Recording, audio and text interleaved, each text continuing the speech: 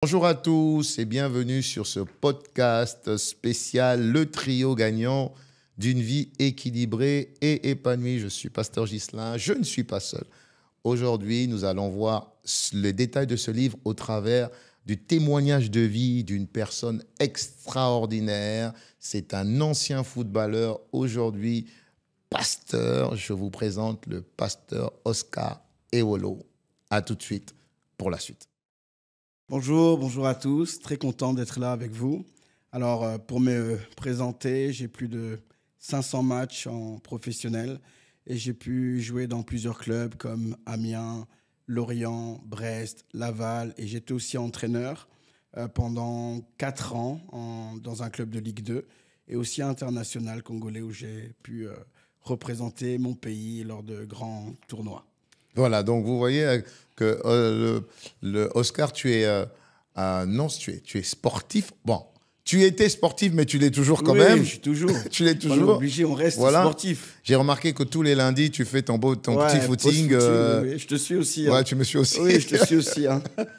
Voilà, donc tu es ancien sportif. Aujourd'hui, tu es pasteur. Oui, tout à fait. Voilà, tu es pasteur. Et voilà, quand j'ai écrit ce livre et quand j'ai voulu présenter ce livre, j'ai tout de suite pensé à toi.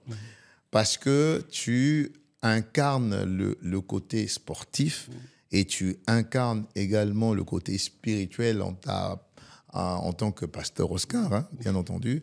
Et dis-moi un peu, est-ce qu'il est possible de pouvoir allier le sport, le jeûne, la prière, puisque tu es en tant qu'ancien sportif, qu'est-ce que tu peux dire par rapport à ça? Oui, Est-ce que c'est possible déjà? Et je trouve que déjà le livre est super intéressant. Lorsque j'ai commencé à me donner au Seigneur, il y avait une vision complètement erronée en fait, dans le sens qu'on ne pouvait pas forcément associer le sport et les choses de Dieu.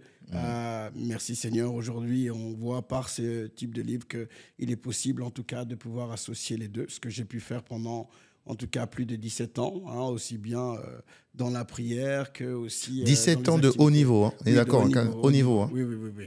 Hein, sans compter le centre de formation, parce que j'ai dû faire mon premier match en pro à l'âge de 16 ans. Voilà, à peu près 16 ans, et puis après, on a continué tout ça, quoi. Et je trouve ça vraiment très bien, parce que ça change un petit peu les mentalités. Parce que pendant longtemps, on a essayé de nous dire que ce n'était pas possible d'associer ces choses-là. Moi, j'ai pu, en tout cas, expérimenter ça pendant tout le long de ma carrière, quoi. Mais Oscar, est-ce que tu as commencé à 16 ans? Oui. 16-17 ans. Oui. Oui, mais est-ce que tu étais déjà en Christ? Est-ce que tu étais déjà chrétien? Non, voilà. Je n'étais pas en Christ. Je me suis donné au Seigneur et 6 mois après, j'ai signé professionnel. OK. Voilà. Donc, à quel âge à peu près? J'ai signé professionnel à 19 ans. 19 ans. Ouais, OK. 19 ans. Je me suis donné au Seigneur et puis après, donc, j'ai eu associé, surtout au début avec les ailes de la première heure. C'était jeûne, prière et engagement, vraiment à fond. Donc, tu jouais en haut niveau, on est d'accord. Donc, tu pouvais, malgré le fait que donc, tu as eu ta conversion. Oui. D'accord. Donc, à ta conversion, tu as pu quand même garder le haut niveau en termes d'entraînement, prier et jeûner. Je vais même te raconter une anecdote. Je crois que c'est à Lorient. À Lorient, lors de notre... On monte en Ligue 1 et tout ça. Quelle année? Je crois que c'était en 2005. Hein, on monte en Ligue 1. Okay. Tous les joueurs partent en soirée. Ouais. Moi, je reste à la maison. Je suis très célibataire, hein, en train de prier. Et le lendemain, en tout cas, dans les journaux, ils ont commencé à marquer tous les joueurs sont partis en boîte, sauf l'unique, l'influent, Oscar Ewolo, qui a préféré adorer le Seigneur. Non, ouais, ils ont mis ça, en tout cas, dans le courrier, ce qui prouve que, voilà. Et puis, le coach était très content que je puisse prier, jeûner. Au contraire, c'était très positif pour le groupe. Le groupe était aussi affecté, parce que j'ai souvent prié avec mes collègues de travail, prié même avant les matchs. Hein, exemple, à Brest, j'intègre Brest, ça faisait 20 ans qu'ils étaient en Ligue 2. J'ai commencé à prier avec des joueurs comme Bruno Grougy et Nolan Roux, qui a joué à Lyon, qui a joué à Lille. Et puis, on est monté après, juste pour dire que on peut aussi associer, hein, avec des joueurs. On priait en tout cas avant chaque match, et puis on pouvait voir la main du Seigneur agir. Ouais. Alors, comment tu peux... Alors, dans une partie du livre, par exemple, je prends le chapitre 5, là, stratégie pour intégrer le jeûne, la prière et le sport dans la vie quotidienne. Comment tu as fait? Stratégie. En tout cas, alors il faut savoir qu'en une semaine, on a plusieurs types d'entraînements. Ouais. Les entraînements lundi, c'est souvent des crassages, donc c'est pas très physiquement, c'est pas trop compliqué. On doit juste courir un peu pour décrasser. Le mardi, c'est un peu plus poussé, donc on a souvent 2 entraînements le matin, beaucoup de physique, musculation. Le mercredi, c'est un peu moins, et le jeudi, on a encore moins. Physiquement, c'est moins dur. Donc à partir de là, j'adaptais en fait mes temps de jeûne aux différentes séances d'entraînement qu'on avait.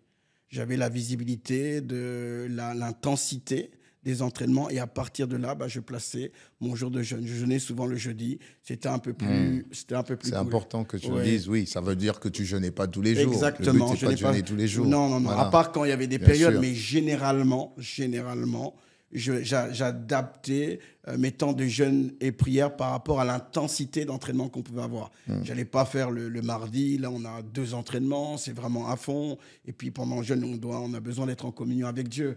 Donc si j'ai 2 entraînements le mardi, le jeudi, c'était plus facile. Voilà, parce qu'on avait un entraînement, c'était plus soft. Ça me permettait d'être dans la présence de Dieu, de ne pas trop souffrir aussi physiquement. Voilà, donc c'est la capacité d'identifier l'intensité des entraînements et puis d'établir une discipline par rapport à ça. Donc, ce que tu es en train de dire est important, parce que c'est vrai que quand moi j'ai écrit le livre, donc déjà j'ai eu l'inspiration d'écrire ce livre quand nous avons fait 40 jours de jeûne et prière. 40 jours. J'ai eu l'inspiration d'écrire le livre parce que, oui, je me suis dit que j'essaie de maintenir quand même une certaine forme physique parce que je pense que c'est important. Oui, c'est très important. Voilà, donc si j'ai pris ton exemple, c'est qu'on a pris l'exemple de quelqu'un qui est à haut niveau et entretenir son corps physiquement, c'est ton travail, je veux dire. Voilà, donc on a vraiment pris l'extrême pour expliquer que si un sportif de haut niveau peut jeûner et prier en même temps, à combien plus forte raison les amateurs que nous sommes. Tout à fait. Mais pourquoi c'est important de jeûner? Pourquoi c'est important de jeûner? Oui. Je pense que la plupart de ceux qui jeûnent, jeûnent. Et faire du sport. Et faire du sport en même temps, en sachant que quand je jeûne, je prie. Donc on met le jeûne, la prière. Mais pourquoi En réalité, il y a plusieurs, je crois moi, même serviteurs de Dieu qui sont morts avant l'heure. Ouais. Parce qu'ils n'ont pas su gérer en fait leur corps. Lorsqu'on est en train d'exercer, dans le cas du ministère, des fois on a un revêtement qui est sur nous. Ouais. Le revêtement, il peut durer un moment parce qu'on est là, on est en train de travailler. Un revêtement, pour juste peut-être expliquer, c'est comme une capacité surnaturelle sur nous. Pour exercer exactement. Ce que Dieu nous demande de faire. Dynamique, on est là, on est en train de sauter, on est là. Et puis à un moment donné, lorsqu'on n'est plus dans l'exercice, ce revêtement-là, il part. Donc notre corps va subir la charge qu'on a pu expérimenter pendant ce laps de temps. Ouais. Quelqu'un qui ne fait pas du sport ne prépare pas son corps à résister à ces différentes choses. Donc, c'est important pour nous de pouvoir faire du sport pour justement permettre à notre corps de pouvoir résister à la charge qu'on peut, expérimenter lorsque le Saint-Esprit est aussi en train de nous remplir et nous demander de faire des choses d'une manière extraordinaire. Donc ça, c'est important. Et je crois qu'il y a beaucoup de pasteurs, d'hommes de Dieu qui sont morts parce qu'ils n'ont pas su gérer cette dimension-là, en fait. Ils n'ont pas compris que c'était une dimension quand même importante. C'est vrai, c'est vrai. Là, beaucoup de gens prennent l'exemple le verset qui dit que l'exercice physique sert à peu de choses. Voilà, sert à peu de choses. Mais la piété utile à tout. Ce que ce verset explique, c'est que ça ne veut pas dire que c'est inutile. Merci. Ça veut dire que par rapport à comparaison, bien sûr, on prie tous les jours, on a une communion avec Dieu tous les jours, parce que la prière est comme une respiration avec Dieu tous les jours. Seulement, il faut savoir que nous sommes esprits et nous habitons dans un corps. Et donc, en fonction de l'appel de Dieu sur votre vie, en fonction du travail que Dieu vous demande de faire, votre corps est le véhicule qui vous permet de faire ce travail-là. Et comme tu l'expliquais bien, des fois, la présence de Dieu ou la pression de Dieu est tellement forte que pendant que vous êtes en train d'exercer le ministère, vous ne le sentez pas parce que c'est comme si c'est Dieu qui vous soulève.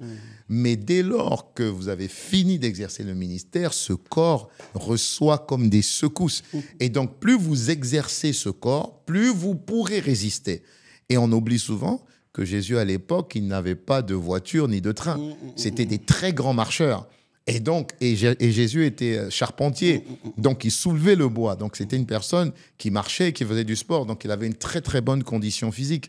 Donc on oublie dans le monde aujourd'hui, on oublie beaucoup cette notion d'entretenir ce corps pour qu'on puisse mieux faire le travail de Dieu. Bon, tu as parlé tout à l'heure aussi d'une chose très importante quand on a fait la pub dans le journal, là, et on a dit tout le monde est sorti en boîte, sauf Oscar. Préféré adorer le Seigneur. Ils ont utilisé ce terme. Voilà. Mais ce qui est superbe ici, c'est que c'est ta discipline.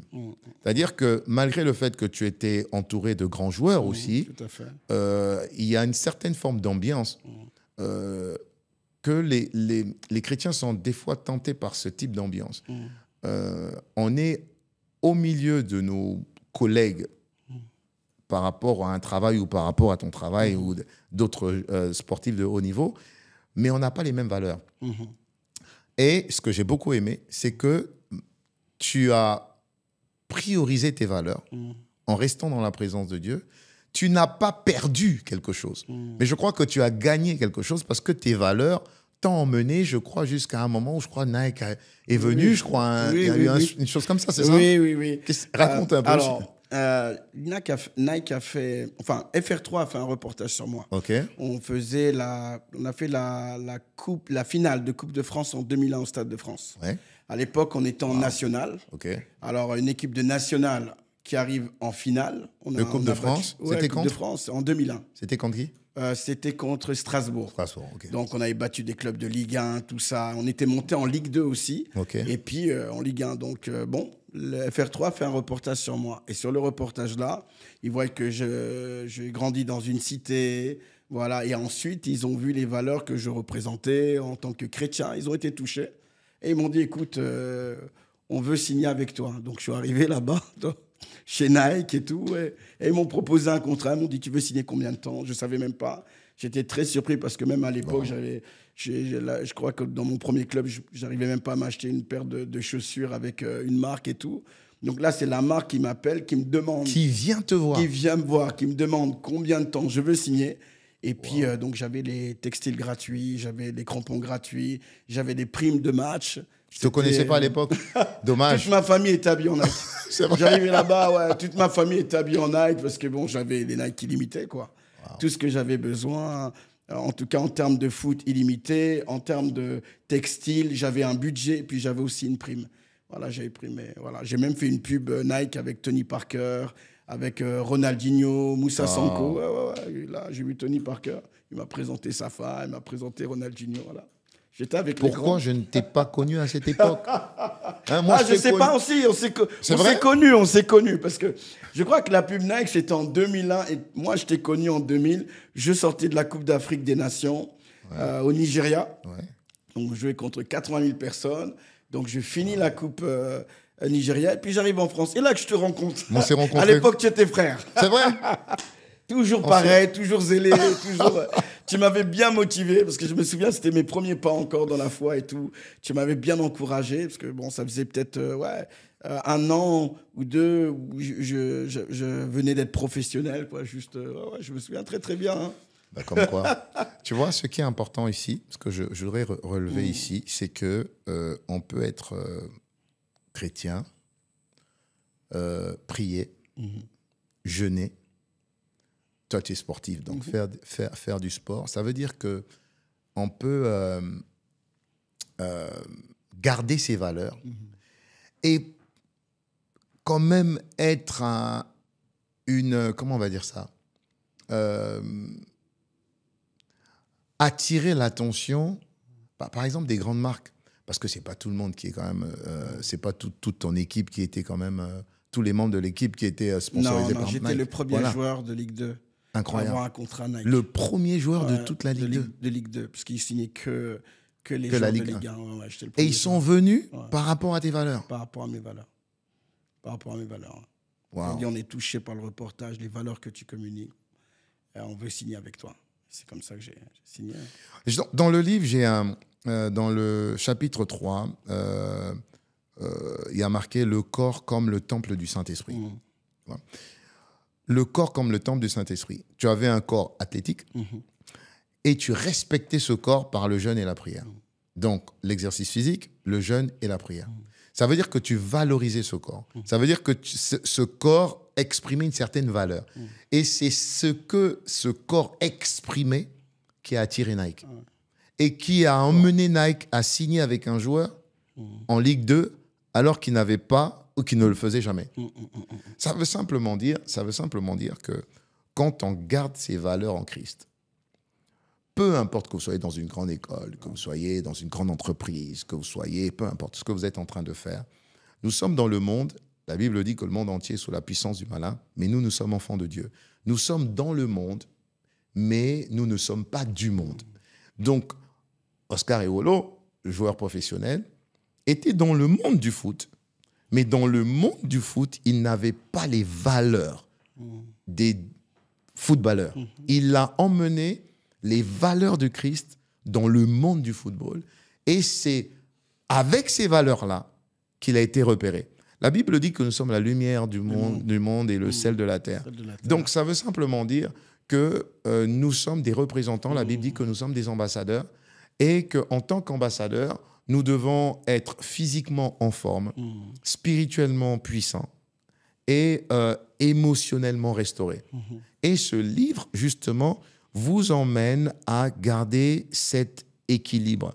Si vous gardez cet équilibre qui est le jeûne, la prière et faire des exercices. Bien sûr, aujourd'hui, en termes, je sais que tu ne t'entraînes pas comme avant. Non, je ne m'entraîne plus comme avant. Il y a quelque chose que je veux rebondir sur ce que tu as dit qui est vraiment intéressant. Alors, c'est vrai que dans mon parcours, j'ai expliqué aussi que j'étais entraîneur. J'étais entraîneur et tout, et je pense que bon, ça peut, en tout cas, nous encourager et consolider ce que tu es en train de dire. Je suis reparti voir mes coéquipiers lorsque j'ai arrêté le football 6 mois après Brest, et ils perdaient tout le temps. Ils étaient quand même avant-dernier et tout. Et puis, quelle ligue? J'étais en Ligue 2. J'étais redescendu quand je suis. Moi, je suis parti avec la présence de Dieu. Ils sont descendus. Ouais. Ils sont descendus. Alors, je reviens les voir. C'était à peu près avant-dernier. En tant qu'entraîneur cette fois-ci? En tant qu'entraîneur. J'étais joueur d'abord. Enfin, j'avais arrêté de jouer. Voilà, j'avais arrêté de jouer. Ça faisait 6 mois. Je vais au stade pour les encourager. Donc, dès que j'arrive dans les tribunes, les supporters disent « Il y a le pasteur, on va gagner ». Ça faisait 6 mois que je n'avais pas gagné. Donc, je me dis, écoute, je vais descendre dans les vestiaires pour essayer de les encourager. Je descends dans les vestiaires, j'encourage les joueurs et tout. Et puis, on gagne le match. On gagne le match et tout. Et le président, qui était un homme d'affaires très influent, vient me voir après le match et dit, écoute, Oscar, on a besoin d'un leader. On a besoin d'un leader, ça ne marche pas. Est-ce que tu ne veux pas revenir au stade vraiment pour entraîner? Donc, je regarde et tout. Je dis, OK, mais je suis un pasteur. J'ai besoin d'une organisation comme il faut. Elle me dit, tout ce que tu veux. Donc, il me donne ma voiture, et bon, je négocie, et tout ça. J'arrive, et donc, bon, je commence à devenir coach mental. Alors que je n'avais jamais fait de formation et tout. Donc, j'ai exhorté les joueurs. Premier match, on gagne. Deuxième match, on gagne. Quatrième, 5, 10 matchs, on a gagné.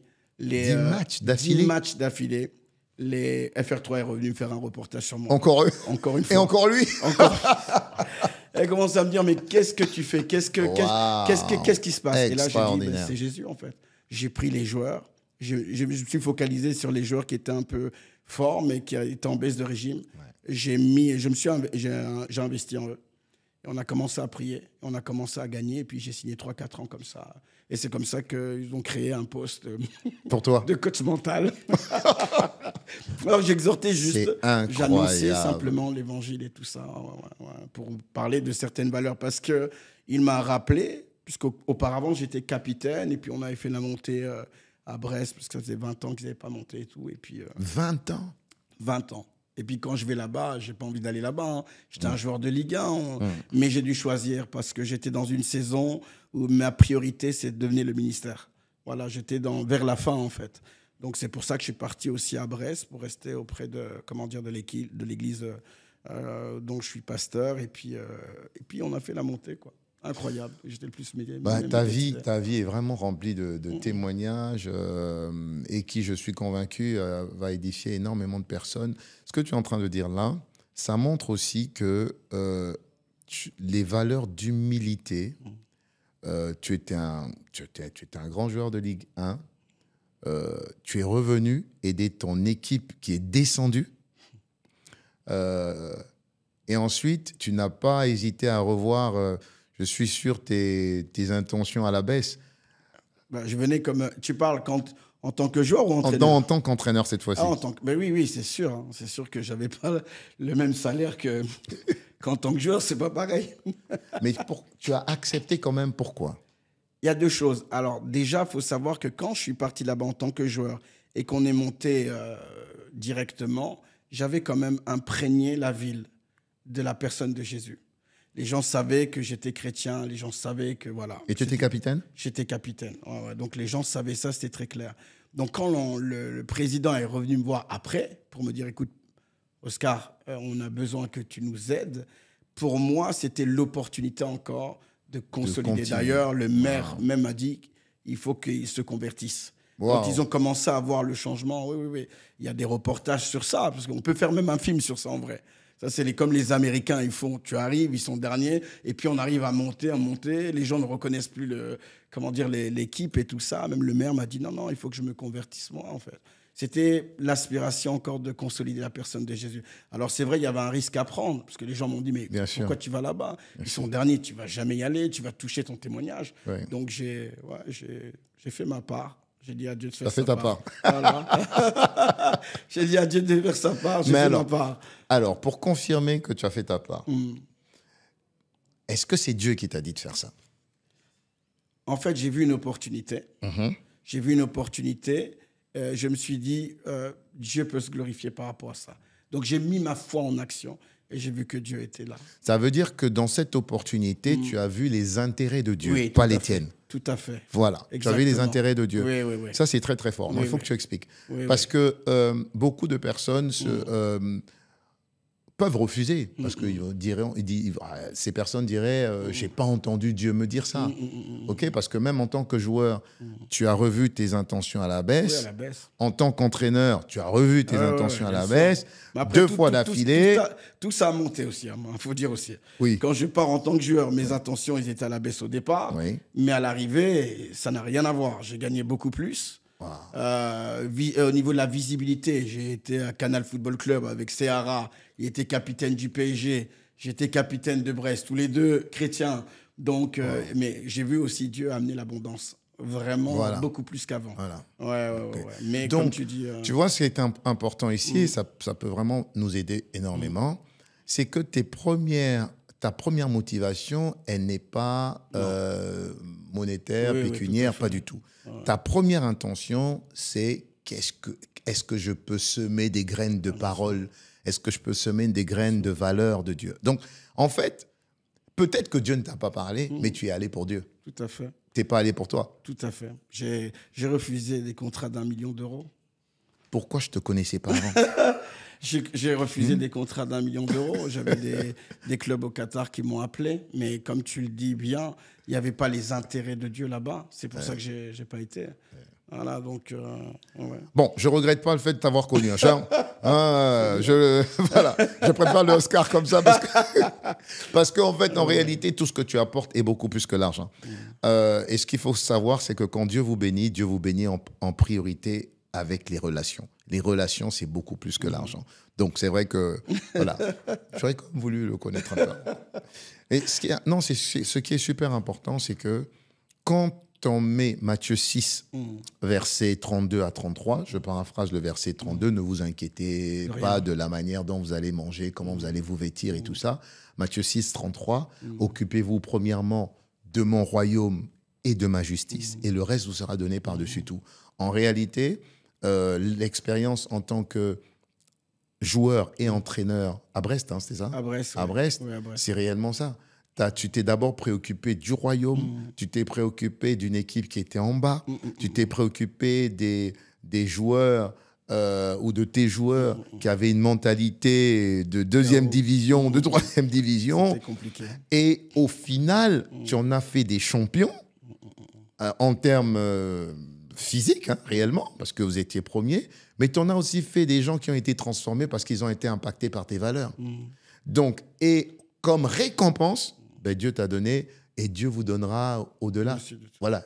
Parce qu'à la fin, tu es ressorti avec une très bonne condition et tout ça. Mais dis-moi, et ta femme, comment elle t'a suivi dans ce truc? En tout cas, à Brest, elle garde un super témoignage. Alors, c'est sûr que oui, quand je pars en tant que joueur déjà, mais on comprend que c'est la volonté de Dieu en tant que joueur. Ouais. Mais on a mal. Moi, je suis un joueur de Ligue 1. Confirmé, c'est pas titulaire, confirmé. J'ai d'autres clubs qui m'appellent. T'as des offres. J'ai d'autres clubs qui m'appellent, mais comme je commence le ministère et ma priorité maintenant, c'est le ministère. Et quand je vais signer à Brest, je peux pas dire je vais avec le sourire. Non, il faut quand même. C'est pas évident de, comment dire, même faire la priorité. Alors on est dans la passion et tout, mais ça nous coûte. La plupart des joueurs qui jouent avec moi ont signé au PSG, à Bordeaux, à Marseille. Moi, je signe à Brest, Ligue 2. Les gens n'ont rien compris. Rien compris. Ouais. Voilà. Mais ma femme m'a soutenu, elle était là avec moi. C'était difficile. Et après, on a vu, hein, c'est comme une femme, quand elle met... voilà, les douleurs de l'enfantement sont compliquées, mais une fois que l'enfant est sorti, on a elle tout sourit. oublié. Tout à fait. Et c'est vraiment ça, en fait. C'est ça qu'on a expérimenté. Aujourd'hui, quand on va à Brest, on est content, les gens sont contents. On a vécu vraiment quelque chose d'incroyable, quoi. Ah ouais, incroyable. Ah ouais. Ça montre aussi la force de l'unité. Tu n'étais pas seul parce que tu as ta femme. Oui. Et même si elle est un petit peu réticente au début, mais elle te fait confiance, elle te suit. Mais ta femme était chrétienne à ce moment-là ou pas? Oui, elle était chrétienne.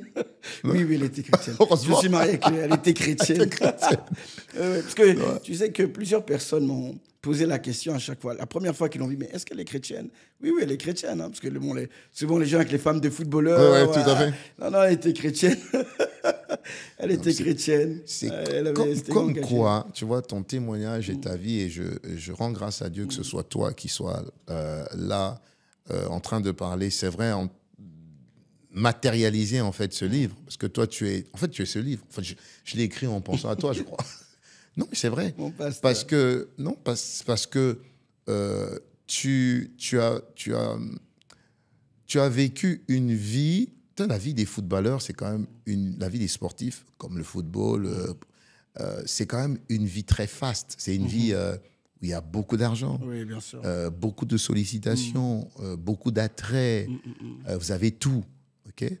Mais le fait qu'au milieu de ce monde très faste et des fois très superficiel et des fois très éphémère, parce que la carrière d'un footballeur peut être très très court. Ouais, très court. Okay? 10 ans. Quand vous arrêtez, en fait, la plupart des gens commencent. Je veux dire. Oui, c'est ça, tout à fait. Mais le fait d'avoir que Dieu t'ait touché dedans et que tu aies une femme qui ait les mêmes valeurs que toi et que tu aies grandi dedans et que tu as fini avec ces mêmes valeurs et que tu aies laissé un impact dans ce monde-là et qu'aujourd'hui, tu continues ton ministère avec ta femme et puis tes enfants, tes 2 enfants, c'est simplement extraordinaire. Ça veut dire qu'en réalité, on peut réussir dans ce monde. Oui, c'est possible de briller dans ce monde. Oui, c'est possible. Quel a été, par exemple, si tu dois donner un conseil, voilà, si tu dois vraiment donner un conseil. Si je dois donner un conseil, la première chose, c'est s'assurer quand même d'avoir une vraie vision. Parce que moi, c'est la vision qui m'a vraiment gardé,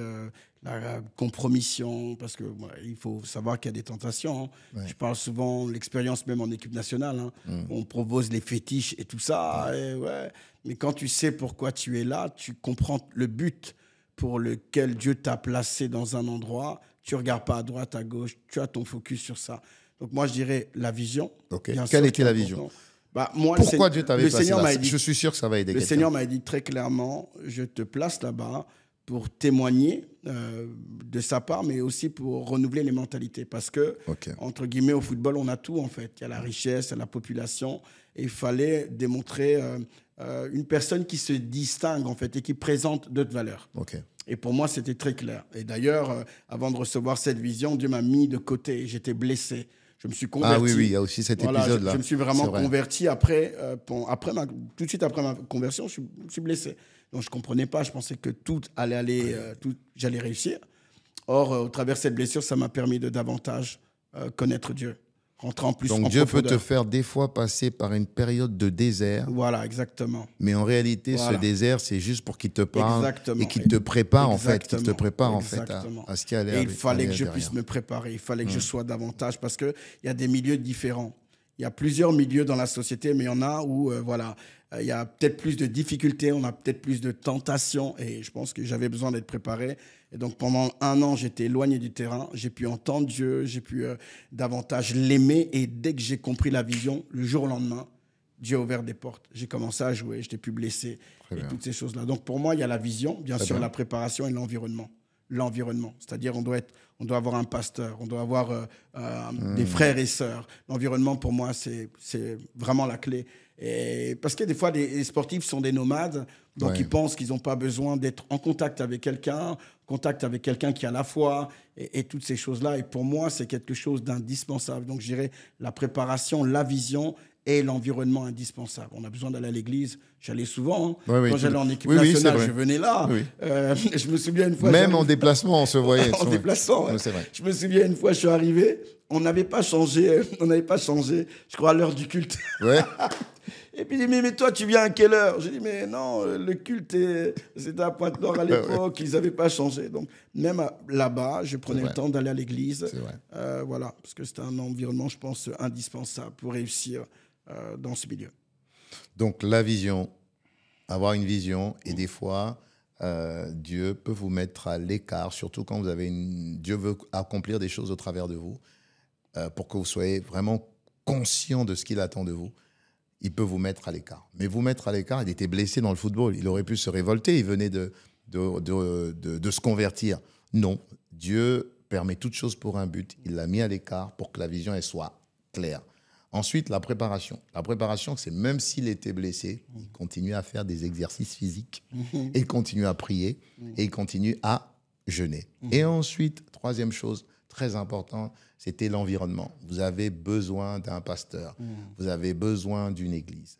Vous avez besoin d'une famille. Il avait sa merveilleuse femme Audrey, des frères et des sœurs en Christ. Voilà, vous avez des éléments qui vous permettent de rester focalisé.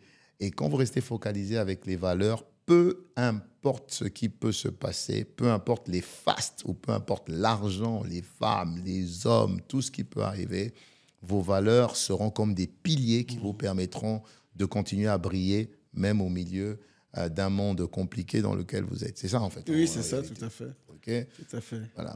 Donc, en tout cas, Oscar,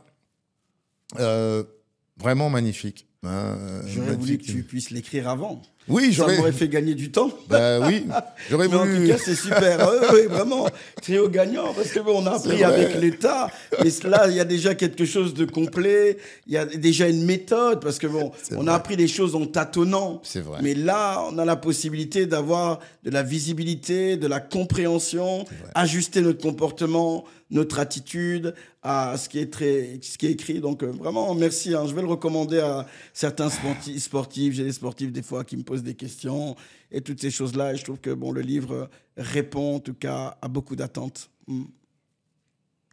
C'est vrai que d'une manière générale, moi, quand je l'ai écrit rapidement. Okay. Quand je l'ai écrit quand même relativement rapidement. Et je me suis la partie qui m'a le plus touché dans ce livre, ou même un peu choqué, c'est le fait que vous ne fassiez pas du sport. Quel est l'impact négatif de quelqu'un qui ne fait pas du sport, mais qui brille et qui jeûne? Alors, tu vois? Ok, d'accord. Il y a beaucoup de choses. Hein. Oui, oui. Achetez le livre. Oui. Lisez le livre. Non, ça vous bénira, ça vous bénira. Ça vous bénira vraiment. Dernière chose. Allez, juste un dernier message. Juste dire que le livre est excellent. Je vais encourager les gens à le lire. On voit, exemple, dans la parole de Dieu, beaucoup de personnes qui n'ont pas pu manifester tout leur potentiel parce qu'ils n'ont pas su prendre soin de leur corps. Je prends exemple, Ésaü, il a vendu son droit d'aînesse à cause des lentilles. Or, lorsque vous lisez et vous regardez son histoire, il cuisinait mieux que Jacob. mais la fatigue ne lui a pas permis en fait de pouvoir préparer, ou bien David, lorsqu'il doit poursuivre, on a pris sa femme, on a pris tous les gens et tout, il a pris des soldats avec lui, mais les Écritures disent que 200 se sont arrêtés avant. Voilà, ça veut dire que il y a des projets que vous n'allez pas pouvoir aller jusqu'au bout si physiquement vous n'êtes pas prêt. Donc les deux choses sont vraiment, vraiment importantes. Ouais. Donc merci beaucoup encore, Pasteur. Oscar, merci beaucoup. À très bientôt pour peut-être le tome 2, j'en sais rien. Ouais, tome 2, hein. À très bientôt. Ouais. Voilà, merci à vous d'avoir été avec nous pour ce podcast spécial, le trio gagnant pour une vie équilibrée et épanouie. Transformez votre vie avec le jeûne, la prière et l'exercice physique. C'était Pasteur Oscar et Pasteur Ghislain. Ciao.